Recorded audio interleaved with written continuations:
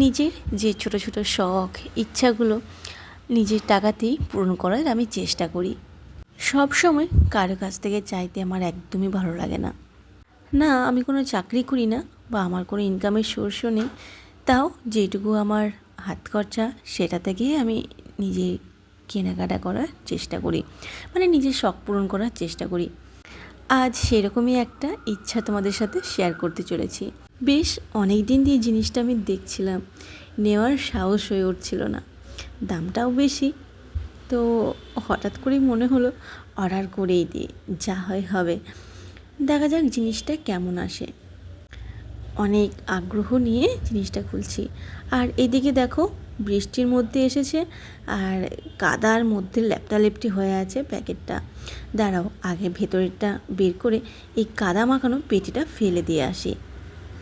প্যাকিংটা তো বেশ ভালোই করেছে, তো জানি না ভেতরে কিছু ভেঙে গেছে কিনা।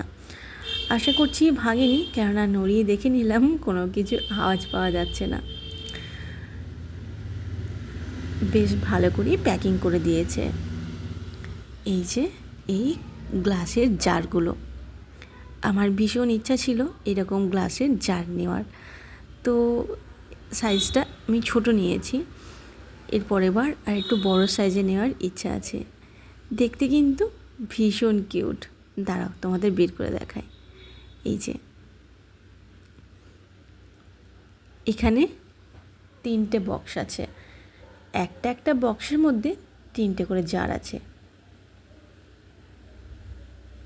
দেখতে ভীষণ সুন্দর লাগছে না? আর এদের প্যাকিংটা কিন্তু খুব সুন্দর ছিল,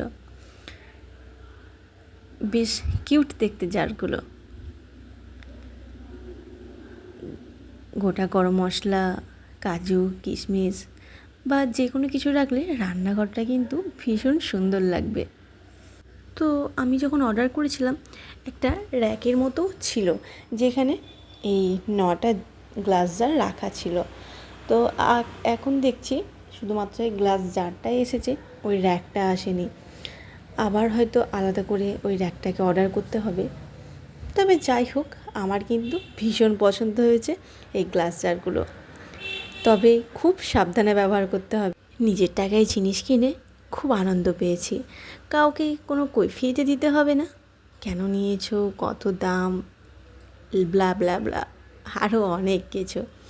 তো কেমন লাগলো তোমাদের আমার এই ছোট্ট শখ পূরণটা, কমেন্টে জানিও। আর এর এয়ারটাইট ঢাকাটা তো আমার সবথেকে বেশি পছন্দের হয়েছে। পুরোটা বাঁশের আর মাঝখানে একটা রাবার দেওয়া আছে।